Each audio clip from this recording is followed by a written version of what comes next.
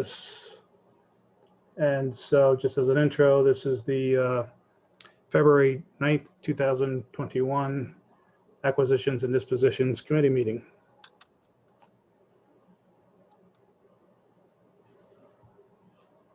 Well,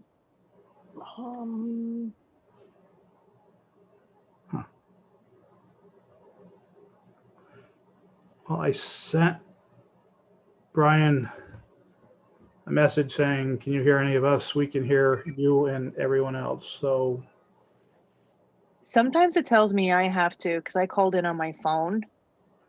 I don't know how Brian did it, and then I have to call with internet audio, and then that allows everybody to hear me and me to hear everything. I have to hit that option. So I don't know, Brian, I don't know if you can hear me, but I don't think you can because he hasn't. I've asked the same and he hasn't responded. okay. I haven't seen your message in the chat portion either, Tony. I just sent it to Brian. Well, doesn't it appear? Well, okay. I don't have sound yet, guys. Oh, hey. Huh. Okay. I heard you. We heard you. But I don't think he can hear us. Yeah. Not sure why. Oh, there you go. I can hear you.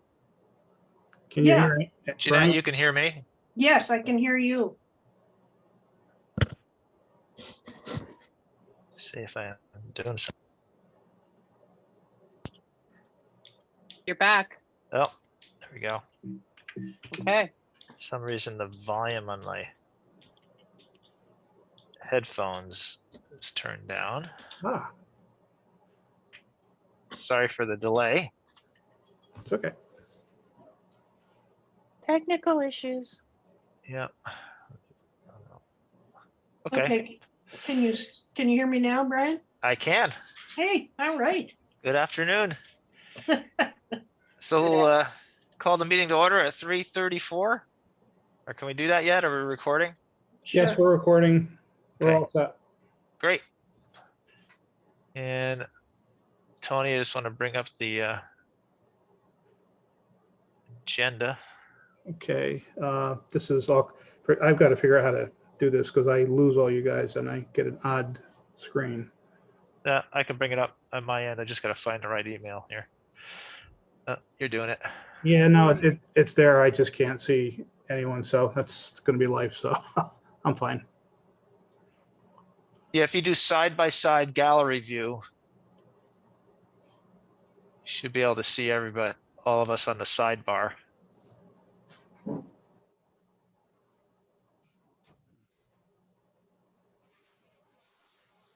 So roll call, Heather King, Here.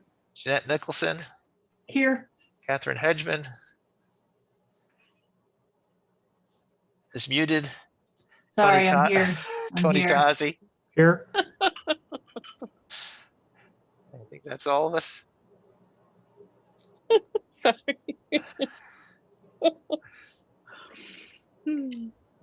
No purchase applications to review. No, the person who has submitted one still hasn't gotten his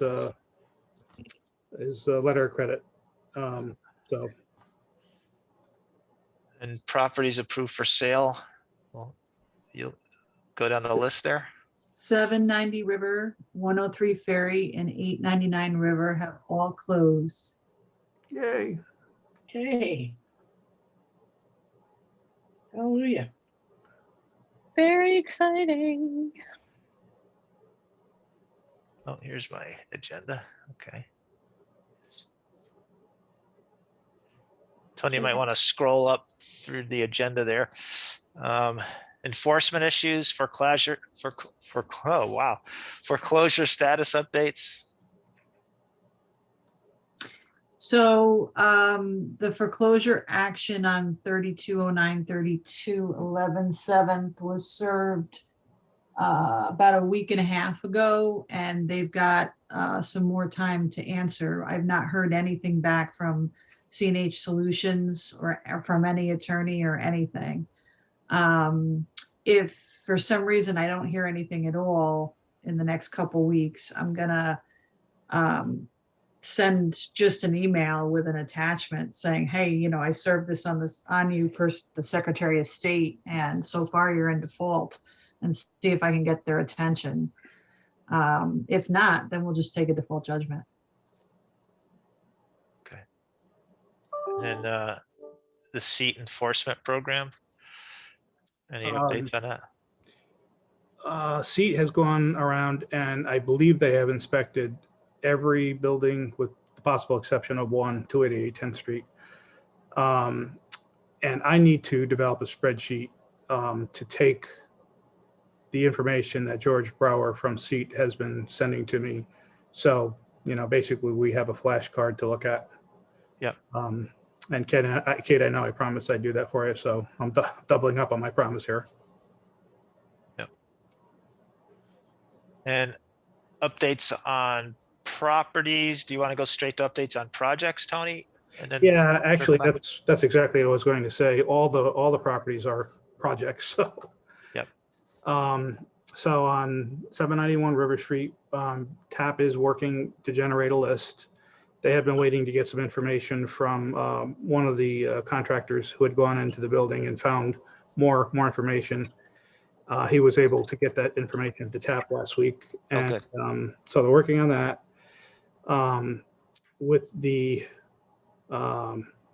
calendar invite I sent out, I did include someone who submitted a letter of interest, Renell Turner, who, and this is just for as kind of a heads up, it's just a letter of interest at this point. Can't be anything more than that because the property's not being marketed. But she related to me when I spoke with her a couple of times that she has an interest to operate a daycare and a bakery that would include baking classes and basically a baking business in there. Sounded promising. Yeah, so I mean, we'll see where it all goes. But I thought you guys would be interested in that. Yeah, that did look interesting. So 11 Winnie Avenue, everything on the interior is all complete with the exception of the flooring. And Johnny Bobo is waiting for heat to get in the building. The flooring is the snap and lock type. And he tells me that's something that you really can't put together and then turn on the heat because there'll be a lot of expansion and contraction, which I understand. So the deal with the gas, as I mentioned, I think last time we met, National Grid has to relocate the gas meters from the cellar to the exterior. I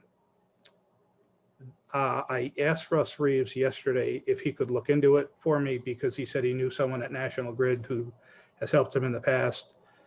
So Russ did that yesterday, same day I spoke to him about it.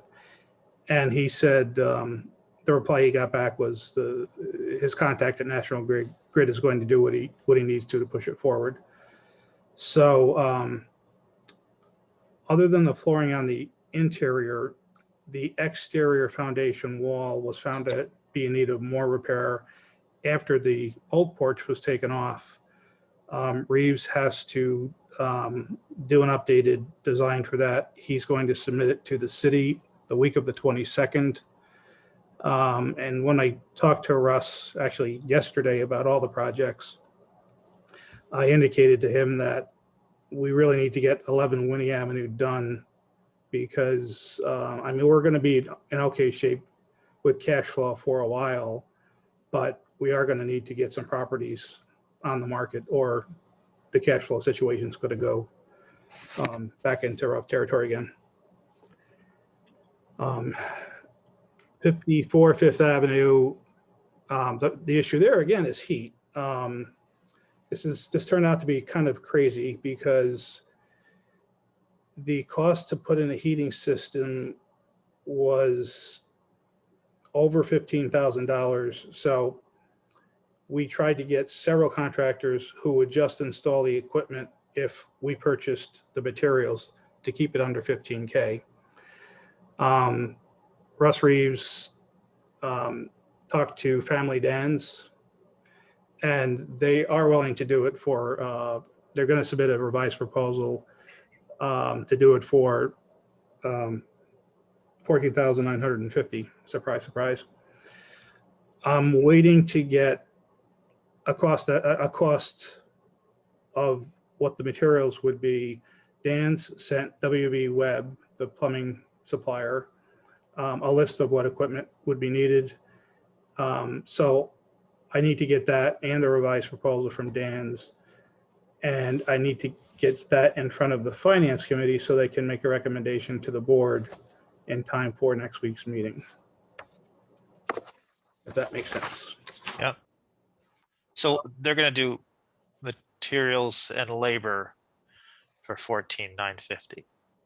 Dan's is going to do installation only. We have to purchase the equipment and materials, and that's the price I'm waiting for. Oh, but I thought they were at 15 and you're trying to get it down from there. Well, at 15, legally, we have to do an RFP. Yeah. So they need to revise their proposal just to get it below 15,000 to avoid that time frame. Oh, so it was 15 without the materials. Yes, yes. Gotcha. Okay. Yep. Sorry, Misunderstood. you done that. 3229 6th Avenue. The work is nearing completion. I am going to contact Johnny Bobo and ask him if he will slow up on 3229 6th Avenue and focus his efforts on 11 Winnie. Once 3229 is completed, when we market that, we're not going to see a whole lot of return on the investment, which thankfully is mostly enterprise funding. But I just would like to have him slow down on that so it helps us with the cash flow situation. Yeah. 7 Park Avenue. This is being held up for three reasons. Number one, the city promised to issue a letter of condemnation. They haven't done that yet. Chris Stowe Demolition, who is the contractor, has contacted the city a couple of times to try to get that, and hasn't had any success. So I may make send an email and try to prompt someone else to get that going. Don't want to do that, but sounds like that's going to be needed. The more time related issue is there's a water service that runs between 7 Park and a neighboring property. So Public Utilities wants to, separate that line and just have 2 service lines come in from the street as it ought to, but they don't want to do that work during the winter weather. So that's going to, no matter what happens with what we're waiting for, that's going to delay demolition until the service line is straightened out. Go ahead. Well, I was just gonna ask Tony, I mean, I know it's not ideal, but it's certainly possible. The only reason I know that is I faced a similar situation when I, a couple years after I purchased this property, the house in front, and I shared a water line, and in the middle of January, guess what? I had to have it done because I needed water. Was it an emergency? Did your line freeze? The whole thing, well, it broke. It was Okay. broken. Okay. So Well, anyway, we ran into the same issue when we were trying to get the water service line into 791 River Street, especially on River Street. There's a gigantic water main, and Public Utilities said they don't want to touch that line during the winter because if something breaks, the Hudson River is going to have a cousin. So I kind of get that, and I was not surprised because that's what they told us with 791. With your water line, Jeanette, if it broke or froze, then that's an emergency that they really can't avoid. Although I do remember reading in the news several years ago where like a block was completely shut down and they weren't doing much of anything about it. So well, I was responsible for the cost of having that done. So maybe that was the issue. Anyway, I just thought I'd raise the question. Yeah. And the third thing we're waiting for is National Grid needs to provide written confirmation that the gas and electric services have been terminated. I have a request into them. It was submitted a couple months ago. I haven't heard back from them, so I need to put on my to-do list, call National Grid and find out where that sits. So. Has there been any further correspondence with Tony Adamo with regard to 791? He texted me and he wanted to get together with Beth and I to, it sounded to me, to essentially start negotiating how he would proceed with the project. I didn't respond to the text. I talked to Kate about it. And frankly, you know, I think the board needs to, an executive session, and I'm trying to be careful with what I say here, needs to look at the information it feels it needs to be able to make a decision on what direction to take. Yeah. Okay. So, and this is not on the agenda, but I just want to mention that the day after 790 closed, I called Eric Jeter and talked to him about 3036 7th Avenue. We had a long conversation. And, you know, I explained that everyone who walked through the building felt the workmanship and the quality of materials were significantly less than expected, including myself. And I said that everyone that walked through also said they would consider a future purchase application, but 3036 needed to be remedied, and he needs to demonstrate that any future project will have much higher workmanship and material quality. And he said that he's doing a renovation in Albany and that he would be sending me photographs. And when it's done, he was going to invite everyone to do a walkthrough there if they're interested. I had a laundry list of the issues that I emailed to him. So when I talked to him, I told him what I remembered, and then I gave him everything that I had. So Derek's excuses were that he rushed to accommodate tenants to move in, that he too was not happy with the person who installed the flooring and moldings, and he's going to talk to that person about it.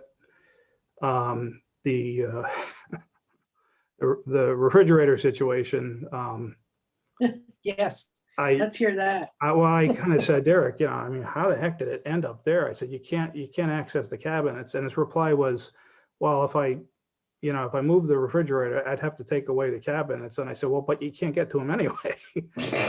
And then he also said that there was a window in the way, and I forgot exactly where that window is situated along that exterior wall, of course, exterior wall. So And that's just ridiculous. it was kind of nuts. And I talked to him about, well, you could have put it on the other side of the kitchen. Right. I And he mean, said- that just design, he must have, well, Well, if he did that, then the range would be where the refrigerator is, and it would be mostly the same problem. He did say, I talked to him about the exterior work, and he said some of the work he couldn't do because of cold weather, which I understood. But he will be tending to it when it warms up. And he said he was grateful and he sounded genuine. He said he's happy to hear the feedback rather than not being told what people were thinking and thinking that everything was fine. So he was happy for the input. So I'll see what comes in as far as photos. I'll share that with you guys. And if you want to do the walkthrough, I'll find out when that is going to happen. And we'll see what he does with 3036 to remediate, especially the exterior. Yeah.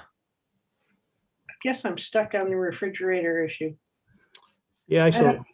You know, how do you have a proper kitchen where, well, unless you put the refrigerator in the middle of the freaking kitchen, it's just preposterous. It sounds it. It is. whoever designed the kitchen, I don't get how, apparently there was no design. It seems as if the refrigerator was a total afterthought. Anyway, Yeah, you took the words out of my mouth. I was gonna say, I don't think there was a kitchen design. anyway. So we'll see what he does. Yeah. So that's like that. We ready to adjourn? We got another meeting in 7 minutes. There's some more- Actually, at 4:30. Oh, 4:30, right? It's funny, usually A&D runs long. But somehow we lost Heather. She's coming back in.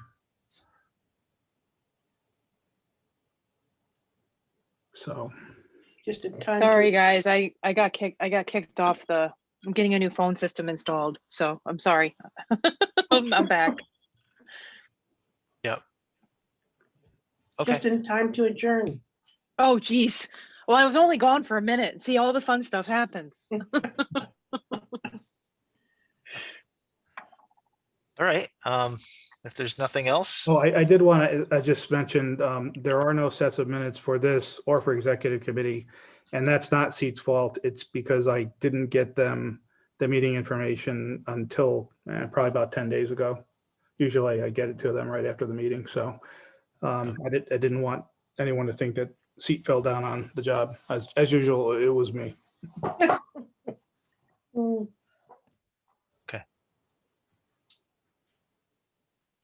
all right. Make a motion to adjourn.